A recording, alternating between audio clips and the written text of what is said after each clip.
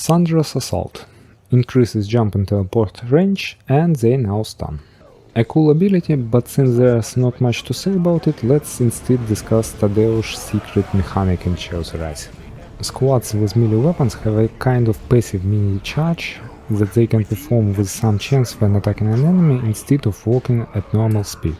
Jump pack users instead perform a mini jump and Assault Terminators short range teleport. So here's the thing. The mini jump doesn't have any special properties, but mini teleport activates Thunderous Assault and the ability of your chosen moral path, Tireless or Warp Assault. Naturally this makes Terminators very powerful, but regular power armor is also a good option. Jump still deals damage unlike teleport, and the DPS in power armor in general is higher, although Terminators do better against vehicles.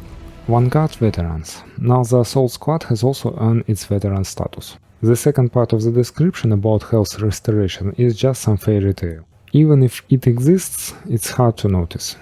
So, the melee squad gets Power Fist, Claw and Plasma Pistol. Not bad at all.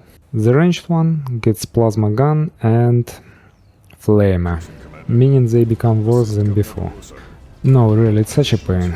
Why not give them to Meltas and teach Tadeusz himself how to use it? The ranged build would have actually been fun to play. Oh well. All in all, if you're going for power armor build, take this feat. But if you plan to play as Terminator, you can skip it, cause veteran status doesn't change them. Lightning Strike. After landing, the rate of fire increases. As with Commander, it's hard to say how much it increases, but it already looks like a nice bonus. Unfortunately, the problem with the ranged Tadeusz remains the same, he simply doesn't have late game weapon. So after Avitus gets his Terminator armor, Tadeusz DPS becomes really low in comparison. No Shelter deals increased range damage against enemies in cover. Why? Why is the final perk of the branch is such a letdown? Seriously, it's a bonus that works against a very small number of enemies which are just regular infantry. Not only that, but even if the enemy is in cover, Tadeusz makes a jump and the cover is gone. At least with stun shots you can make a semi-meme Raptor build, but this just a waste of skill points. Merciless Assault replaces Merciless Strike.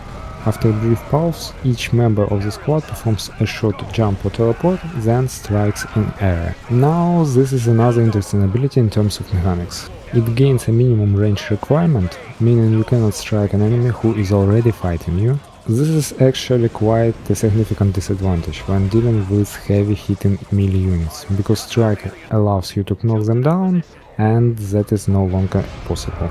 In addition, casting time is added, so this ability is not a direct upgrade, but rather a side grade. In power armor, after landing, each marine performs a merciless strike, which primarily just increases AoE size. Large targets, such as buildings or tanks, can even be hit with several strikes at once. Terminators gets an enhanced version which has a larger area of effect and significantly higher damage. In general, if you build in Terminators, you can take it as a good AoE ability, but if you're sticking with power armor, it's better to leave the default Merciless Strike, as it will be more useful. Lead with Fury.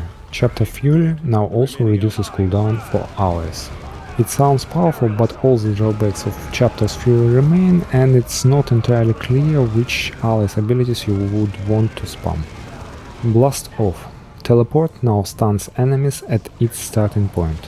Unfortunately, the description is misleading and this ability does not work with Assault Jump. Otherwise, it's not bad.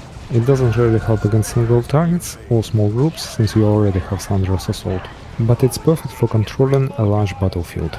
Rage. The less HP left, the more damage deals. And once again, secret tactics come into play. The ability itself is so-so, not exactly useless, but it's hard to use it broadly, especially if you're going for Purity build, Loyalist build, where Tadeusz is constantly healing, plus he gets invulnerability right after teleportation area. But then we remember the final heretical perk of the commander, Call for Blood, which takes off around 30% of HP and makes squads immune to external damage. And there you have it, a way to use Rage to its full potential. Bosses simply melt away. Assault Supremacy. The squad now moves using jump packs, plus the Assault Jump gets bonuses from other Supremacy feats. As for movement, yes, the squads start to move faster with sort of mini jumps, plus it can simply go over terrain. It's nice, but not something incredible. As for the bonuses from Assault Jump, it's hard to say what they actually do, but it's definitely not something you can spot with the naked eye. So here you just have to do it the Orc way. Believe in the power of the buffs. But seriously, the ability is pretty weak, besides it only works with Jump Pack and Blast Off doesn't work with it. Tireless. Restores all health after jump or teleport. The ability itself is quite powerful, and Terminators even trigger it on their own regularly. Bloodlust. Skin of Steel. Global ability, grants invulnerability to melee damage. Not a very impressive ability, just a half of Razarius. Unholy Fury. Chapter's Fury now restores a small amount of energy if enemies are nearby. Usually it's less than 100 energy. Will to Power. Raptor Assault. Assault Jump becomes Raptor Assault and Teleport becomes Warp Assault. Both abilities now have a slight delay before use. Raptor Assault deals more damage in a larger area. Warp Assault starts dealing very impressive damage, plus it gets triggered passively by the Terminators. This is probably the best or at least the most fun of the heretical abilities. Both Raptor and Warp Assault are really good.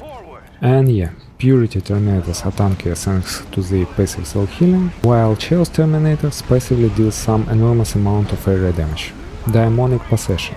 One of the squad mates jumps or teleports, dies upon completion and is replaced by a Bloodletter who attacks everyone. Well, it's garbage. Look, the Dawn of War 2 campaign isn't symmetrical. Enemies have high HP and low damage, while player squads are the opposite, high damage and low HP. So the Bloodletter, yeah, he's tanky with his 18k HP, but his damage is close to 0 and he's single. The best he can do is knock someone down or tie up ranged units in melee. All in all, it's definitely not worth losing squad member, but once again, time for more secret technique. This ability activates Warp Assault in the case of Terminators and does so without delay, so you can use it simply as an instant area attack, which is still not very effective, but fun. And a fallen squad member can be brought back with the commander's Unholy Revival. But overall you are interested in the previous ability, Raptor Assault, and this is one just for fun. Standard. One guard veterans, improved loadout, and the rest goes into strength. This build is simple, versatile, allows you to use both types of armor, and is well suited for loyalists. Raptor Hybrid. One guard veterans, improved loadout, merciless strike, and then go for lightning strike, followed by power weapon aptitude. This is the very semi-meme build with pistols and shots. The build itself is fine, it's pretty much the standard build for power armor, and power armor is generally good in Chaos Rising. It has more raw DPS. All three Terminators punch through vehicles better and have interesting passive talent triggers. It's a meme because stun shots are random and you can't control them, plus you now have an AoE stun with Thunderous Assault. What's important is that in Chaos Rising melee damage has become significantly better overall, because instead of hordes of guns we are fighting the elite of Chaos who wear heavy armor. That is, power weapons now outclass chain swords, plus power swords themselves got a solid buff. And this build takes power weapon aptitude at the very end. It might seem like a problem, but no, the new Lightning Claws can be worn even without this perk. And yes, the claws have slightly lower DPS, but they attack an AoE, we use them in the early stages. Power, Armor, Energy. It's the same as the previous build, except instead of the range branch, we max out energy. Instead of stunning shots, we move faster and deal additional damage at low HP. Overall, the effectiveness of these two builds is approximately the same. Min-max Chaos Terminator. Thunderous Assault, improved loadout, Terminator Honors. After that go for Rage and invest the remaining points into the melee tree. So yeah, this build is specifically designed for going Chaos with Terminator armor. With Blast Off you can stun the entire battlefield, and thanks to Rage combined with Call for Blood, the squad deals massive damage to bosses. We don't need Merciless Assault since we already have Warp Assault. Overall, this is the most aggressive build of them all.